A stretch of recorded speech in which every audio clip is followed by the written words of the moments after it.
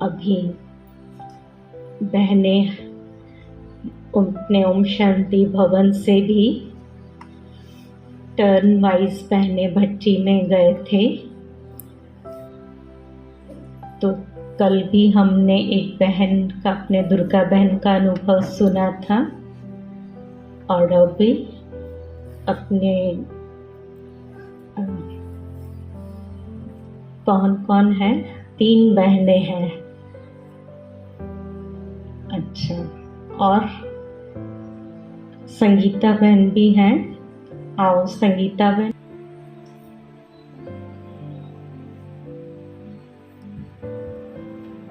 ओम शांति।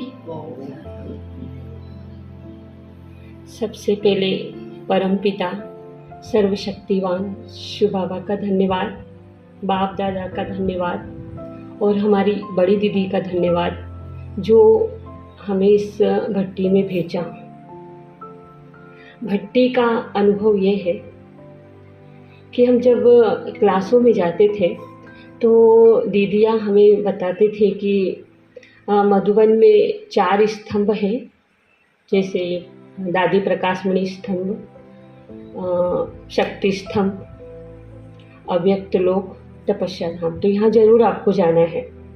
तो हम लोग जाते थे और मेरे मन में एक संकल्प था, क्योंकि जब से मैं ज्ञान में आई तो मुझे अनुभव नहीं हुआ, लेकिन ज्ञान क्लियर, तो ज्ञान के आधार पर मैं चल पड़ी, लेकिन अनुभव नहीं हुआ था।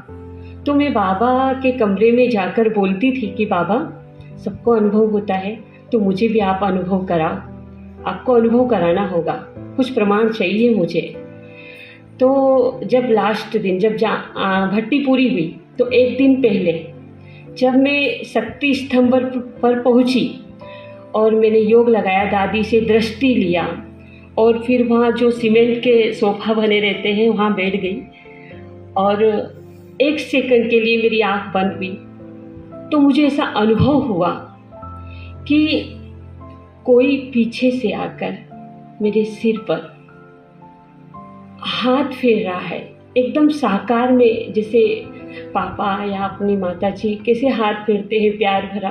तो ऐसे मुझे रियलाइज़ हुआ कि बाबा मुझे बहुत प्यार कर रहे, हाथ फेर रहे हैं। तो फिर मैंने उसी समय आँख खोली और मेरे मन में बना विचार कि बाबा ये आप ही थे ना, आप ही हो ना। तो बाबा ने आंसर दिया, हाँ बच्ची मैं ही हूँ। तो मुझे बहुत बहुत खुशी हुई। फिर दूसरी बात, ये तो मेरा खुद का रियल अनुभव, और फिर जो भट्टी में हमें दीदियों ने सुनाया, तो सबसे पहले मुझे राजू भाई जी की क्लास में, राजू भाई जी की जो क्लास थी भाई साहब की, तो भाई जी ने चलाई संपूर्णता संपन्नता पर। तो संपूर्णता अर्थात भरपूरता की निशानी। तो हम स्वयं भरपूर हैं। बाबा ने कहा कि आप भरपूर रहो, मना हमें देना है, देना है, देना है, क्योंकि आप किसके बच्चे हो?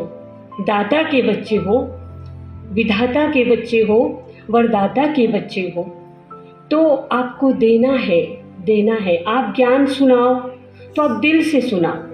आपको स्थूल सेवा भी करना है तो दिल से, आपको टोली भोजन जो भी सेवा करना है, जो भी देना है, बहुत प्यार से, कंजूसी से नहीं, जो भी सेवा करो दिल से, तो उसके भंडारे भरपूर रहते। और जो गिनती लगाता है या ऐसे करके देता है तो वो उसके फिर वैसा ही होता है। इसीलिए हमें जो भी करना है दिल से करना है, और ऐसे बोलो जो आत्माओं के लिए वो महावाक्य बन जाए, वो फलीभूत हो जाए, क्योंकि हम दाता के बच्चे हैं ना। फिर हमें नशा होना चाहिए। जैसे जब बेगरी पार्ट बजा ना, तो ब्रह्मा बाबा को ये नशा था कि हम किसके बच्चे हैं। बाबा बोलते थे बच्चों को कि बच्चे लिख दो, रिचेस्ट इन द वर्ल्ड ओम मंडली। उस समय ब्रह्मा कुमारी को ओम मंडली कहा जाता था ना, तो रिचेस्ट इन द ओम मंडली, मैंने ऐसा नशा।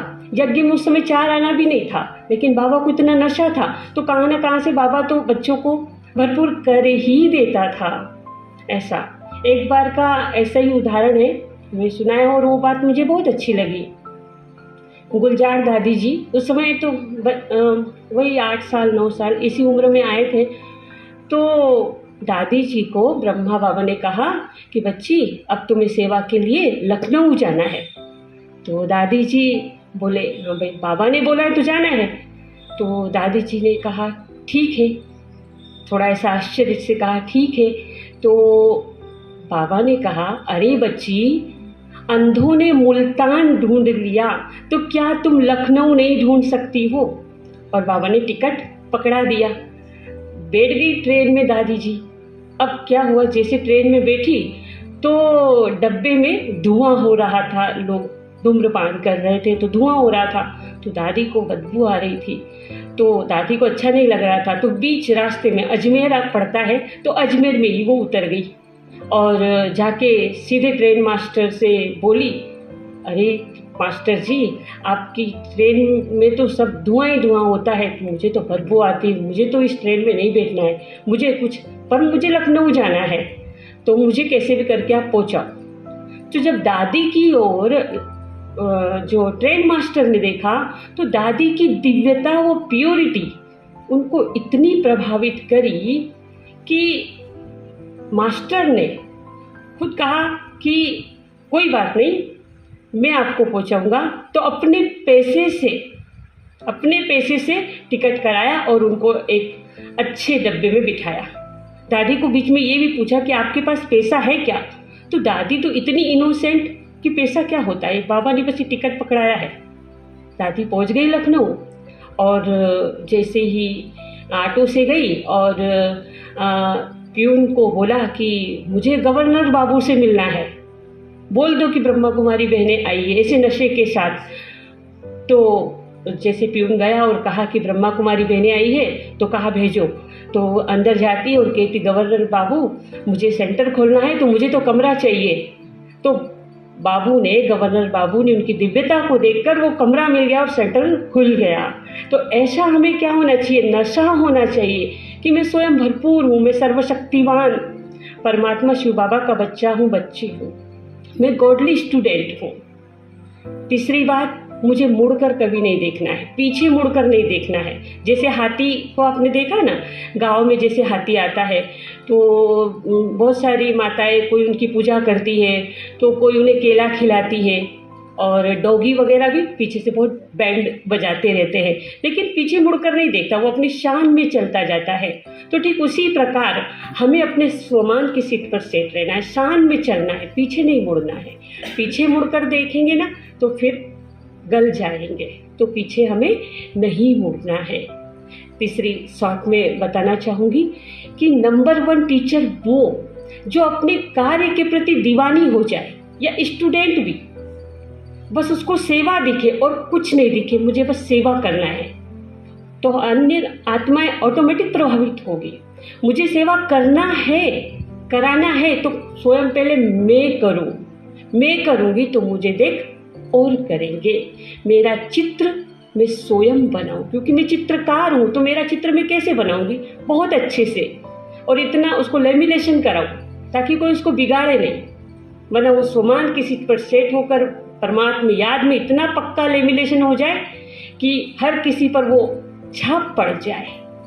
तीसरी बात, यूनिटी, संगठन में हमें चलना है, संगठन बनाए रखना है। अच्छी रानी वो, अच्छा राजा वो जो प्रजा की अच्छी पालना करे, प्रजा को चलाना भी आए। नहीं तो प्रजा हावी हो जाएगी ना, तो प्रजा की पालना बच्चे की तरह करे।